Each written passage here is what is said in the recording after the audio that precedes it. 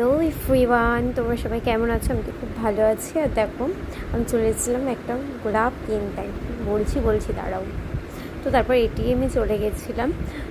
তারপর এটিএম থেকে এসে কেকটা নিয়ে তারপর চলে গেছিলাম রিমি বাড়ি।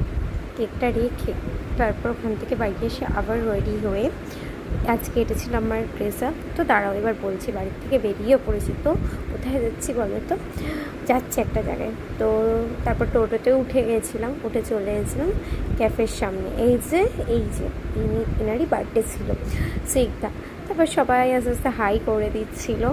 তো তারপর আমি একটু আড্ডা করে ওর জন্য একটা গিফট নিয়ে গেছিলাম, সেই গোলাপটা। সেগুলো দেখে তো মনে হচ্ছে খুশি হয়েছে। তারপর আমরা গ্রুপ মিলে যে গিফটগুলোর জন্য কিনেছিলাম, সেগুলি ওকে এক এক করে আমরা দিচ্ছিলাম। আর এই গিফট প্যাকিংটা যেটা দেখছো, এটা আমিই করেছিলাম। আর ওকে বলছিলাম যে প্যাকিংটা আমি করেছিলাম।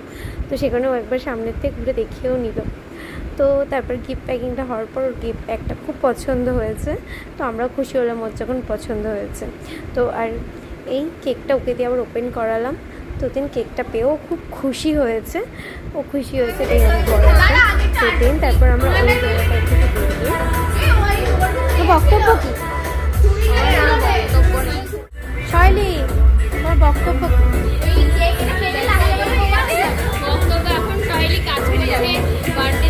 তারপর আমি আয়নার সামনে এসে যেটা করি ঢং, আর অন্না হাই করে দিল।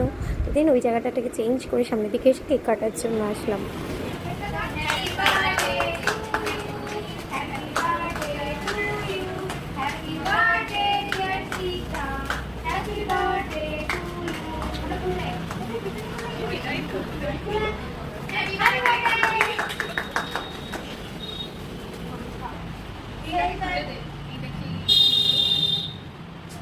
তোর কেক কাটা কমপ্লিট। তো তারপর ওকে একটুখানি কেক খাইয়ে দিলাম।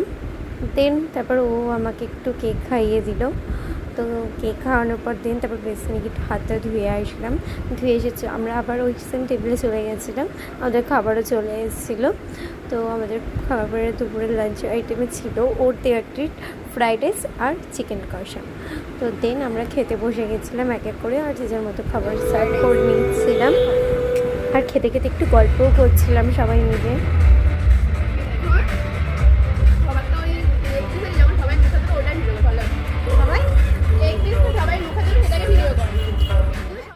সেটা খা খা